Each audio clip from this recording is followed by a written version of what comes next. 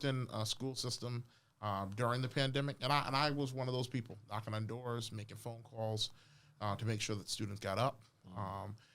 What do you need?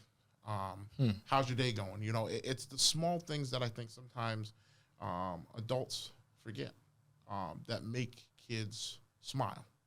And one of the things, you know, that I enjoy about being an educator is that every single day is never the same day. And so when you come in, you know, it may be a tough day, but there's something good that can come out of every single day. The pandemic taught us where we lacked when it came to internet, broadband. Yeah. That's something every household should have. A kid shouldn't worry about not being able to get on a Zoom or being able to use their device to be where they need to be academically, or worrying about how they're going to get everybody else's homework done and still have other things that have to be done in the household when everybody possibly might have COVID-19. So, you know, I sit back and if anything, this time taught us, one, to be much more kinder. But it also taught us that we're not a perfect society. Never. We always have areas to improve. And one of the biggest ones is recreational opportunities, mental health opportunities, and overall family opportunities for those that need. There's no big or small need in this community. And so that's a big thing for me. I look back serving in my first term, thankful for Joe Biden and the American Rescue Plan.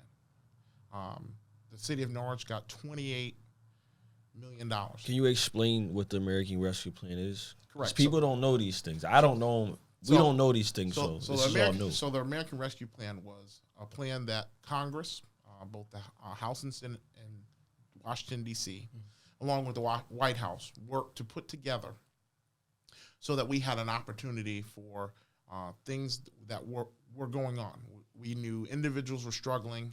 We had food insecurities, supply chain issues, just a lot of things going on at once. This was a way to help our nation, our cities, our towns, our states rebound and recover. And so each municipality, city, town across the nation got money. And the money had certain stipulations, but it was a chance for cities and towns to do things that they probably wouldn't be able to do in a lifetime. And we've done some great things. Some of the first things that I made sure were we took care of small business. We put over $2 million aside to help small businesses that were struggling, that they can't do code corrections and they can't come up with the small design things that are necessary to sustain their business. We came up with, I also was adamant about setting at this point, over $800,000 aside for what I call micro enterprises and home-based businesses and things of that sort. Because they were when you go back and you look at COVID-19, they were left out of a lot of the bigger grants and funding that came in some of the first waves of money. And so I wanted to make sure in the city of Norwich we took care of them. I did a lot to be adamant about fixing up our playgrounds. We've got the new fitness equipment that's up in Mohegan Park. They're going to get the new playground. Greenville's going to get a new playground. We've seen Jenkins Park get a second basketball court. That came through CDBG money, but I've set money aside. What about a community center? So that's what we need. So I will tell you one of the things I did in that first through the American Rescue Plan is I put over with some of my colleagues $700,000 aside to use our schools as community centers right now, because most people don't realize it takes a while to get to the point of building a community center. So you got to go through the committee phase, which we've done. We've got the studies and all of those things. We then go through a conceptual design with a cost or a price tag. And then in the city, it would have to go to referendum for us to vote yes or no as to whether or not we build a community center. They could build a dog park, an ice skating rink, and a skate park. They could build a community center. It's up to the community. So the community, when it comes to large projects, we as a council don't have the rubber stamp to say it costs $30 million, we're going to build it. There's a process that allows the community to weigh into it. One of the things that I've been also adamant about, I also serve on the rec advisory as a member from the council, is looking at our programming across the city. So looking at where our neighborhoods are. One of the things, we weren't worried as much about a community center when we had schools in every neighborhood. Yeah. You could have a basketball program happening at 4 schools at once. They did have the after school program. And they still have them. So one of the things that I'm adamant about as we look at, community center, aqua center, whatever the will of the community is looking at what we have as far as buildings, schools, and seeing how we make some of those things work. And when you do that, you balance out whether we spend $30 million possibly. New construction versus old construction. Versus renovation of a space. And so there are a lot of decisions that have to be made down the line over the next set of months. But you set yourself up by having a plan.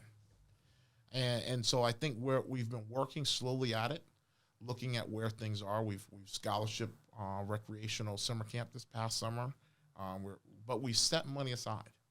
We've helped some nonprofits that are doing the work that we're unable to do. But for me, a community center would be amazing.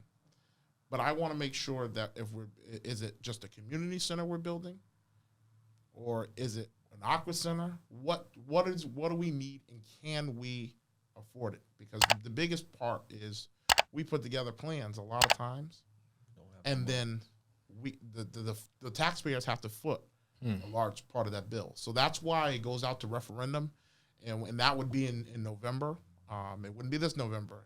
At the earliest, it would have to be next November. So that's the beauty of government, is that the people have a say in the large projects. And so that's one of the things, I sit back and I always try to come up with creative things.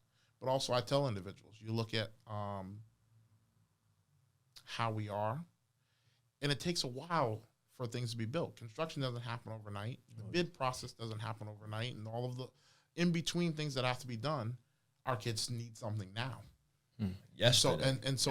And so for me, knowing that we're not gonna build a community center in 6 months. That's why we went after the idea, and I was adamant about using money to put aside as using our schools as community centers, keeping them open later, allowing for programs to happen there. They're closer to a neighborhood instead of them having to travel. Yeah. Working so that, you possibly can have programs on weekends, but the money is there. You could scholarship kids. So a program doesn't cost anything possibly, just we need you to show up. And so that's the thought process, the immediate need now, knowing that physical, mental health are important. It's a big one. And so it's teaming up to make sure we're working with our youth and family service, our adult and family services, recreation, all working together for the physical and mental health and emotional health of our kids. Just curious.